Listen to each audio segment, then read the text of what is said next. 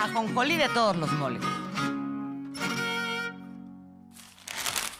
Como se anunció el día de ayer en la conferencia matutina, se va a estar informando del daño que significa el latrocinio del Fobaproa. Y hoy fue el primer día de esta información. Estuvo presente en la conferencia de Palacio Nacional Pablo Gómez, titular de la Unidad de Inteligencia Financiera de la Secretaría de Hacienda, que señaló con estas palabras, como lo dijo Aurora, Zedillo miente y miente feo. ¿Por qué? Usted recordará que en las últimas respuestas que dio Zedillo, pues a esta ola que se ha venido en redes sociales, recordando quién es Ernesto Zedillo, pues publicó un mensaje diciendo que el Fobaproa, este fondo bancario de protección al ahorro, hasta le pusieron un nombre como que suena de que están trabajando, pero significó un robo, una estafa para los mexicanos. Pues bueno, él dijo que el Fobaproa se había auditado en los años 90, antes del 2000. Y sí, se hizo una auditoría que se entregó a los legisladores en la Cámara de Diputados. Hoy Pablo Gómez dio cuenta cómo esta información que se entregó a los legisladores, pues venía encriptada.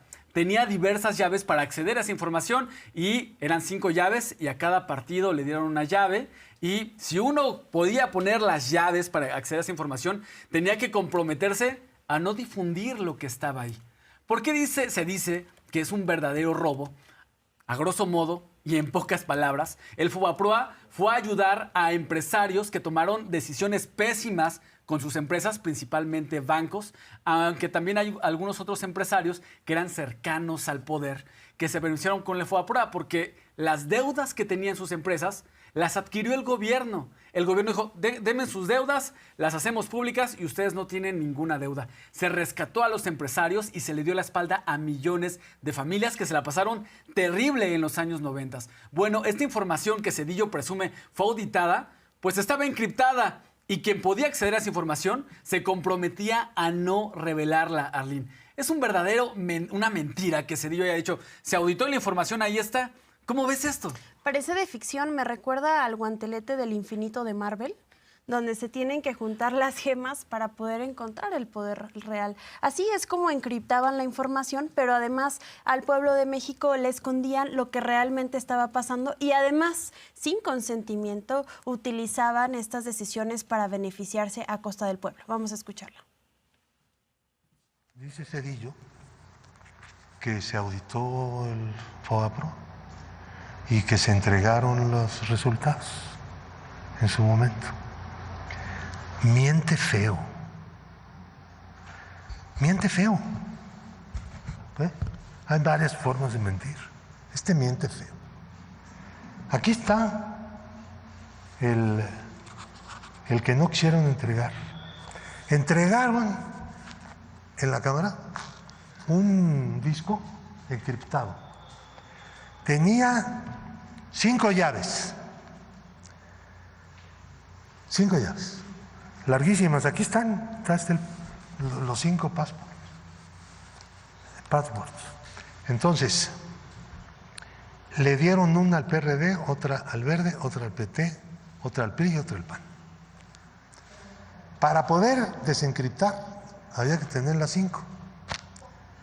Nosotros, después de una acción política, tomando en cuenta que los candidatos, tanto del PRI como del PAN, pues tenían que dar respuesta a la exigencia de que dónde está la llave del disco, ¿no? Pues sí. Hablando de línea. Sí. Entonces, Cuauhtémoc inmediatamente intervino y dijo, a ver, mi aliado que tengo ahí, que era el PT, pues se suelta y además ellos estaban de acuerdo, no había que presionarlos. Los del PAN dieron una llave que no era Fauci Handam. Ese es bueno para esas cosas, ¿no? La entregó, pero era falsa. Y un día, ¡wow!, apareció lo que estaba encriptado, apareció el reporte de la auditoría con los créditos que consideraban pues crimen, delito. Lo subimos a a la página, ¿no? Para que cualquiera lo pudiera consultar. Y el problema es que esto violaba la regla laxa de ellos mismos. No obstante lo cual, cubrieron estos créditos. La regla de ellos era impresionantemente favorable para los grandes deudores, los empresarios y todo eso, especuladores. Esto estaba fuera de ellos y nunca pudieron explicar por qué Fobaproa en su comité que tenían aprobó esto. Nunca. No dieron la menor explicación. Saben que esto no iba a ser conocido nunca con el sistema del encriptamiento con 5 llaves, ¿no? Con el PRI que dijera no. Yo le mandé decir a la Bastida en aquel entonces, a través de una persona que trabajaba con él y que en algún momento trabajó conmigo en el PSUM, que nos diera la clave, la llave, que eso era lo mejor para el país, para todo el mundo, la transparencia más elemental. Me mandó decir que no. No sé si porque no podía o porque no quería, o por las dos cosas. Eso nunca lo dijo, se hizo el desentendido. Este documento se conoció en su momento. Se está negando su existencia. Zedillo está diciendo que se entregó el resultado de la auditoría abiertamente en el momento. El resultado de la auditoría que entregaron es este, donde está la historia, lo que hicieron. De forma descarada, el Fobaproa es una red de corrupción entre el poder político y el poder empresarial. ¿Por qué? Hoy se detalló que el antecedente del Fobaproa estuvo en 1983 con el llamado FICORCA, que es un fideicomiso para la cobertura de riesgos cambiarios. ¿Quién lo administraba en el 83? Ernesto Zedillo Ponce de León. Y con este fideicomiso se buscó beneficiar, era un mecanismo para beneficiar con ciertos temas fiscales, entre otras cosas, a los empresarios que apoyaron las campañas políticas del PRI, que en ese momento era el partido dominante en todo el país. Bueno, porque además es un descarado fraude para los mexicanos, porque el Fobaproa representa, Arlene, la alianza del PRI y el PAN. Son de los puntos fuertes que tuvo el PRIAN para engañar a los mexicanos. ¿Por qué? Porque particularmente el Partido Acción Nacional fue uno de los que aplaudió, así como focas, que se aprobara el Fobaproa, que el Fobaproa avanzara. Se detalló que uno de los personajes claves dentro del Partido Acción Nacional para que el Fobaproa avanzara fue Diego Fernández de Ceballos. Entre los empresarios beneficiados por el Fobaproa, amigos del poder político, cercanos al poder político, estuvo Vicente Fox. Hoy se sabe que entre los empresarios beneficiados por el Fobaproa, esos que pusieron sus deudas y son deuda pública que pagamos todos los mexicanos, y no solamente la generación del 90, sino sus hijos, sus nietos y sus bisnietos van a seguir pagando el Fobaproa. Pues bueno, estamos pagando las deudas de los errores empresariales de Vicente Fox, entre otros empresarios. Se ve muy claro en este caso, como muchos otros más, el pacto entre las élites priistas, prianistas y el sector empresarial. Esas élites que ahora están molestas porque ha cambiado la ruta de primero los ricos, ahora primero los pobres, y eso les molesta tanto porque han perdido ciertos privilegios de los cuales estaban aferrados. Vamos a escuchar los detalles. El Fobaproa empezó a operar dando bonos, fondeando a los bancos que tenían dificultades de cobro. Una cantidad enorme de créditos que estaban en cartera vencida y que el Fobaproa asumía a cambio de bonos que se le entregaban y entraban al activo y al patrimonio del banco. Entonces, Fobaproa empezó a cubrir adeudos privados. Esta no era la función. Bueno, entonces se hicieron dos bandos. La primera proposición era mantener la política que se había iniciado con el programa de rescate, cubrir sobre la base de unas reglas muy laxas los créditos que los deudores, los grandes deudores, no podían pagar. El programa para pequeños deudores era aparte. Lo separaron porque eran cantidades mucho menores y el regateo era mucho mayor. O sea, al pequeño deudor le tocaba cubrir un porcentaje mayor del adeudo por una razón, porque muchos de ellos eran hipotecarios. ¿Y qué? Si no pagaban, perdían la casa. Entonces los podían extorsionar, vamos a decir, así. Entonces, ese programa que todavía subsiste como el rastro, como un adeudo, nunca tuvo una importancia grande. Ellos presumían mucho de su programa de pequeños deudores, pero les salió baratísimo y los pequeños deudores pues tuvieron que pagar una buena parte. Los grandes deudores, pues no, así no fue la historia. Era muy laxa la norma. Entonces, la segunda propuesta era que el gobierno de México asumiera acciones sin derechos corporativos, que los dueños de los bancos siguieran manejando los bancos y el gobierno no interviniera en la administración. Tuviera, con la emisión de bonos, una parte, la parte necesaria de acciones para fortalecer el activo de los bancos. En los 90s, el entonces presidente Ernesto Zedillo hizo lo imposible para que la información del Fobaproa se diera a conocer, que los mexicanos supiéramos la verdad. Aquí se detalla qué es lo que hizo particularmente Zedillo para evitar que la información saliera a la luz.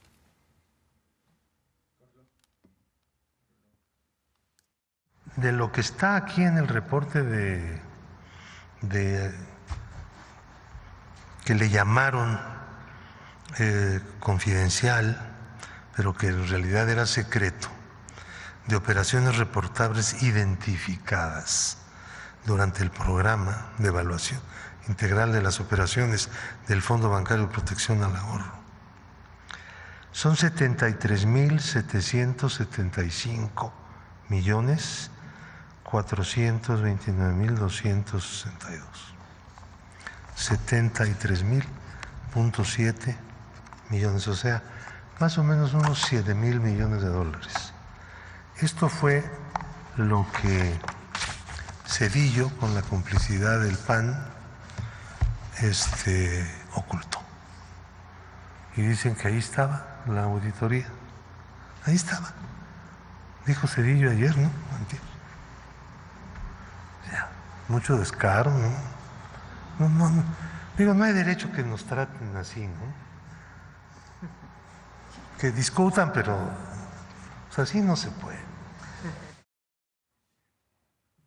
Existen distintas manifestaciones en redes sociales respecto a las decisiones que podría tomar el gobierno federal a Ernesto Zedillo. Sin embargo, es importante resaltar que ya se ha agotado el debate de que sea un tema penal, porque el presidente Andrés Manuel López Obrador ya puso a consideración del pueblo el juicio a expresidentes, algo que el pueblo decidió que se quedara así, como un pueblo sabio, que sabe que la mejor forma de dictaminar las acciones en contra de aquellos que traicionaron a la patria es recordándolo.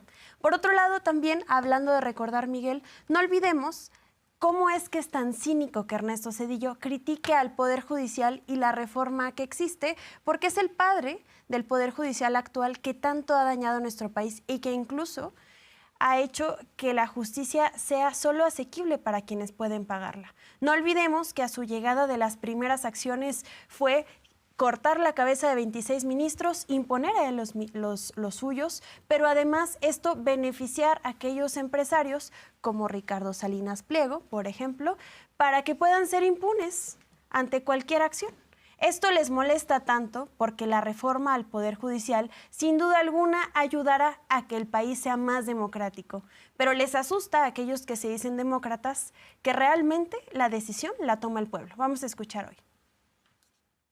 No es tanto un tema penal, es un tema de qué opina el pueblo de México y que se conozca lo que ocurrió. ¿Qué ocurrió en aquella época y cómo es posible que un expresidente que hizo este desfalco a la nación, que se caracterizó por la represión, que como dice la Bastida, Zedillo entregó la presidencia al PAN por una solicitud que le hizo el gobierno de Estados Unidos cuando le presta $50,000 millones? Ahora resulta, porque como no tienen voceros, pues se van a buscar uno que supuestamente tenga credibilidad. Bueno, ¿cuál credibilidad puede tener un expresidente que vendió el ferrocarril y después se fue a trabajar a la empresa donde la vendió, a quien le vendió? Eso se llama aquí en China conflicto de interés. Pero el día de hoy se habló de una encuesta realizada por ENCOL y el diario español El País, que muestra que los mexicanos califican a Ernesto Zedillo Ponce de León como uno de los peores presidentes de México. Ahí tiene usted el gráfico. Para usted, ¿quién ha sido el mejor presidente? Andrés Manuel López Obrador, 68%, Vicente Fox, 6%, Enrique Peña Nieto, 5%, Felipe Calderón, 4%. Ahí tiene a Ernesto Zedillo con 3% y un 12% no votó por ninguno. 3% Ernesto Zedillo, que es el presidente de las masacres con Acteal y Aguas Blancas, es el presidente del FOBAPROA, es el presidente de la crisis de 1994 y que se extendió hasta pasando los 2000 para muchas familias porque no pudieron recuperarse en una década, por así decirlo, desde 1994. Es el presidente que ha sido señalado en diversos medios periodísticos de tener vínculos, su familia tener vínculos con el crimen organizado. También es el presidente de la prepotencia con su familia y en su actuar en general en su gobierno. Ese es Ernesto Zedillo y la población lo califica como uno de los peores mandatarios que ha tenido este país. Este fin de semana, Nexos, como muchos otros periódicos de derecha y además voceros de esa derecha rancia que prefiere revivir a muertos políticos que tanto le han dañado al país y que han traicionado a la patria, no logran entender que además ahora llega la presidenta Claudia Sheinbaum con todavía más aprobación de todos los presidentes que acabas de mencionar, Miguel. Eso sin duda les duele porque les duele haberse preparado tanto en escuelas extranjeras para ser recordados como uno de los peores presidentes que ha tenido nuestro país. Vamos a escuchar cómo menciona la presidenta. Vamos a poner una encuesta, para ver a quién escogieron como vocero la oposición, ¿no? Porque ahora su vocero resulta que es Zedillo. Pues miren nada más el vocero que escogieron.